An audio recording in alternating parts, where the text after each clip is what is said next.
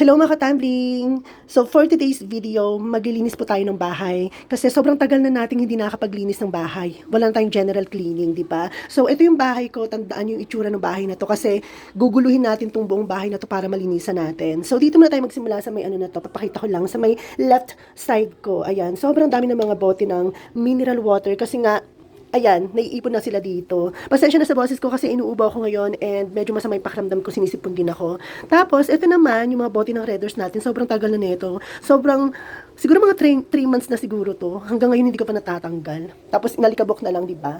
Tapos, dito naman sa right side ko, ayan, dito ko muna nilagay yung mga basura. Kasi nga, puno na yung trash bag ko. So, ayan, makikita ninyo, merong mga langgam, ayan. Kasi nga, nilanggam yung ano natin, kinain natin na Jollibee. So, ganyan yung basura natin, grabe, di ba? Burara. Sobrang burara talaga, kababaeng tao. Tapos, ito naman yung ating labahan. Tapos yung mga pinalaban natin, pinalaundry natin, ayun. Tapos dito naman sa site na to, ayan, dito nakalagay yung mga tumbler natin, yung mga baso, mga plato, etc., etc. Tapos itong side na to, dito tayo madalas nag-i-stay kasi ito yung upuan, na nag-iisang upuan dito sa bahay natin. Ayan, yung parang sofa something natin, ayan. Tapos dito naman sa, ano na yan, sa sahig na yan, dyan ako natutulog. Sinasapin ko lang to, ayan, para hindi ako masyadong lamigin. Tapos, ayan, dito naman, meron tayong mga kagamitan or mga gamit na kailangan pa nating ayusin. Okay? Tapos ito yung mesa ko. Ayan. Sobrang kalat din ng mesa ko ngayon. Pero lilinisin natin lahat yan. Aayusin natin. Tapos dito naman sa kwarto, ayan, nakikita nyo, nakalagay pa rin dito, yung ating kama. Kasi hindi pa natin magamit tong kama na to. Kasi nga nakaano tong mga to, nakaharang tong mga balikbayan boxes natin. Hindi ko alam kung saan ko ilalagay tong balikbayan boxes na to. Ang bibigat pa naman ng mga to. Tapos gusto ko na matulog dito sa kama ko kasi nga namimiss ko na. Sobrang tigas kasi sa sahig, di ba? Pero gusto ko na talagang makatulog dito sa ano ko, kama ko. Tapos ito naman yung aking ano, ayan, disaster yung closet ko, yung cabinet ko. Kasi nga bumagsak yung mga damit ko, sobrang bigat. Hindi na kinaya, ayan, naputol na yung bakal dito, naputol, kasi nga sobrang bigat ng mga damit na nakahanger, so ayan, bumagsak sila, di ba? Tapos dito naman sa side na to, hindi ko alam kung saan ko ilalagay itong mga damit ko na puro black, alam niyo naman ako, di ba, mahilig ako sa black, kasi lahat ng damit ko talaga, panlibing talaga, ayan, so hindi ko rin alam kung saan ilalagay itong mga to, so ayan, ganiting kaganapan, ganiting sitwasyon dito sa bahay ko, na kailangan ko na talagang linisan, kailangan ko na talagang maglinis, di ba? Yan, tandaan nyo yung ano natin kasi aanin natin to kapag ano nalinisan na natin, parang before and after yon. So maglilinis muna ako ngayon and mamaya babalikan ko kayo. So ito na mga katambling, ito na po yung cabinet natin. Natanggal ko na yung mga damit ko dito. Ito nga pala yung bakal na nasira, yung sinasabi ko sa inyo, napatungan. Yan, dito hinahanger yung mga damit. Kaso nga lang, sa sobrang bigat, bumagsak na sira, diba? So natanggal ko na yung mga damit ko dito. Tapos dito sa taas, ayan, hindi ko pa natatanggal tong mga to, hindi ko pa nalilinisan. Pero lilinisan natin to, tatanggalin natin lahat ng mga yan. Meron pa ako dito Unisilver, ayan oh. Tapos ito din, mga Unisilver din tong mga to. Yan, pati rin ito, Unisilver. Tapos, ito nga pala yung ano ko. Ay, yung alkansya ko nandun, no? Ito nga pala yung ano ko. Si Mimi at saka si Pipi, ito yon. Ito yung ginamit sa akin na ano, silicone gel field pressed implant. Ayan, ito sila. Sila Mimi at saka sila Pipi. Tapos, ito, natutuwa ako dito kasi nakita niyo naman to. Nandito pa yung box ng cellphone ko, 'di ba? Tapos nandito rin yung ano natin, yung regalo natin kay Joaquin dati na hindi ko na ibigay. Na itago ko pa rin siya, nandito pa rin siya sa cabinet ko hanggang ngayon nandito pa rin, 'di ba? Tapos ito nakita niyo to, itong adapter na to, 25 watts, hindi ko pa nagagalaw. Hindi ko pa nagagamit, naka-sealed pa talaga. Yan. Tapos itong cellphone na to nakita ko lang dito sa loob yan, naitabi ko rin siya, tingnan natin. So ayan, kailan ba natin to nabili? Nabili natin to, I think, nung ano basta, yan, tingnan natin, ayan, Like Avian, Balibago, Angeles City, tapos nabili natin nung April 8, tama ba? April 8, 2024, tapos 34,990 pesos, itong cellphone na ginagamit ko ngayon, itong pang vlog ko, yan po yung Samsung Galaxy S23 FE, okay, diba? Nandyan pa, tapos ito yung mga damit ko, na nasa loob ng cabinet, nilagay ko dito sa box ko. Tapos nakikita niyo yung mga hanger ko, pinagtatapon ko na lang talaga doon, oh. 'Di ba? Dito natuwa ako kasi itong pantalon na to, ito yung nag-iisang pantalon ko na naisalba ko pa, 'di ba? So ito, kung hindi ako nagkakamali, ito din yung first ever na pantalon na nabili ko nung high school ako, first year high school ako, nandito pa siya, buhay na buhay pa. Kaso nga lang faded na yung kulay niya, di ba? Tapos ito yung mga damit kong kulay black, nandito lang din. Tapos ito yung mga hindi kulay black, kadalasan kasi sa mga damit na hindi kulay black, ibig sabihin nun hindi ko pa nagagamit yun. Katulad nito, meron pa siyang, ayan, may tag pa siya, oh, shoeless, di ba? Yan, tapos dito rin, mga damit din. Ito yung mga black din na damit. Tapos ito, Meron akong black dito na na kulay orange, kulay pink, white, 'di ba? May yellow. Tapos hindi ko rin 'to mga nagagamit. Sabi ko nga sa inyo, black lang talaga yung mga ginagamit kong damit.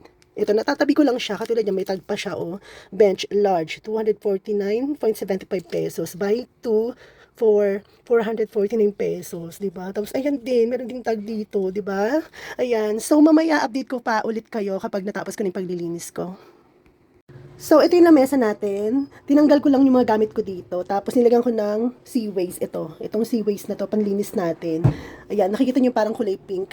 Ayan yon, yung sea waste na yan. Tapos, yung mga gamit natin nandoon. Ayun, nilagay lang natin dito pansamantala. Pero, ibabalik din natin sa lamesa natin.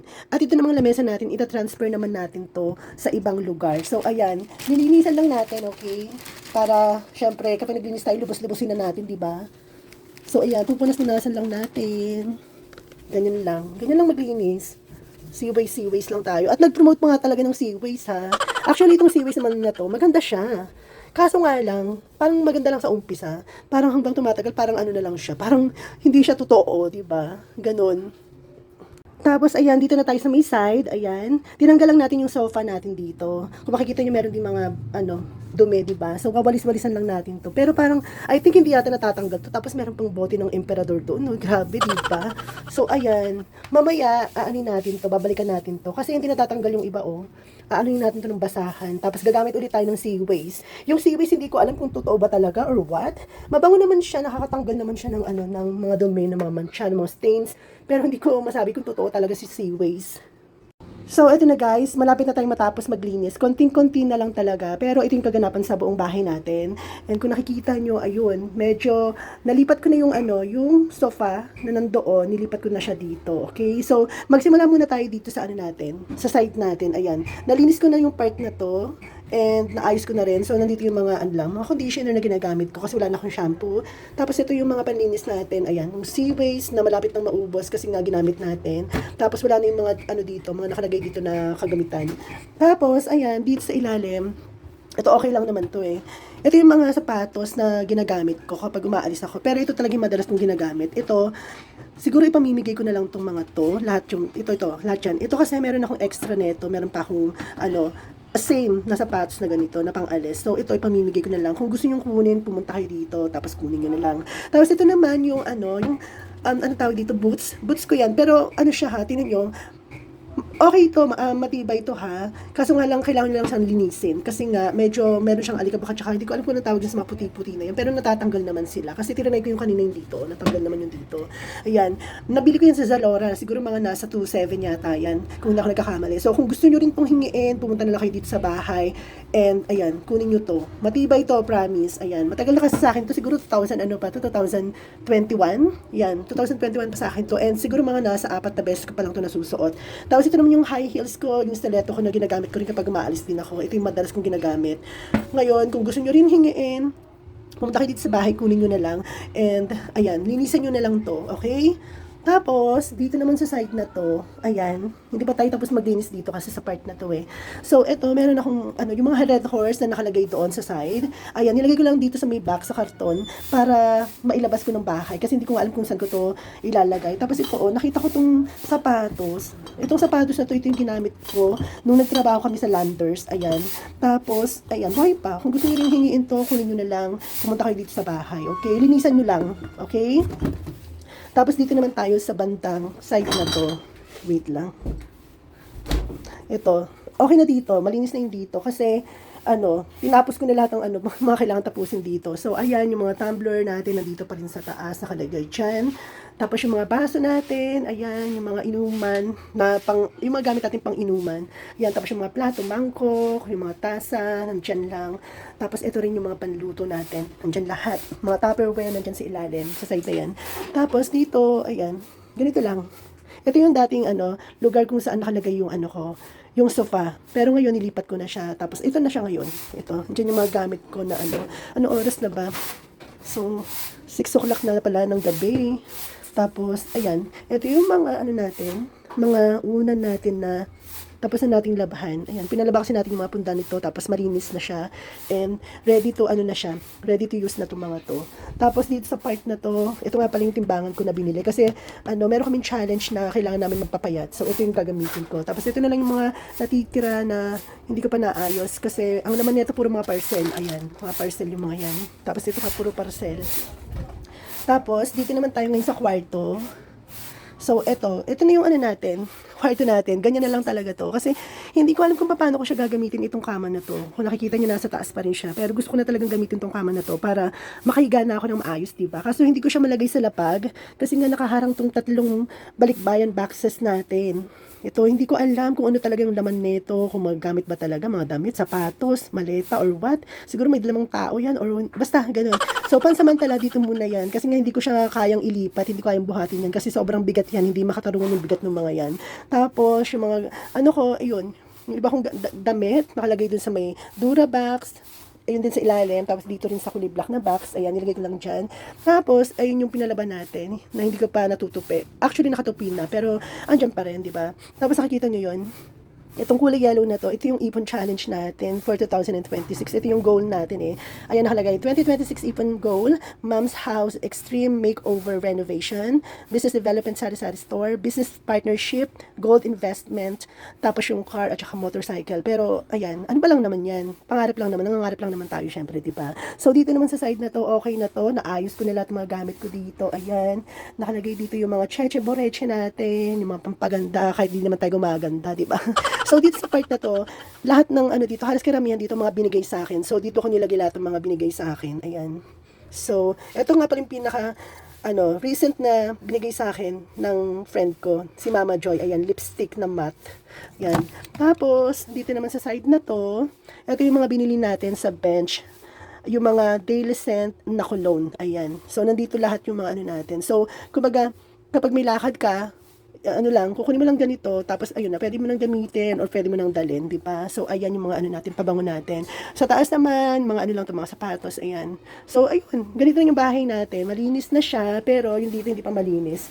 Ayan, meron pa akong wawalisin dito. At saka ito nga pala, Diyos ko. Ito yung mga lumang mga baso na actually mas matanda pa sa akin to, na nakalkal ko lang.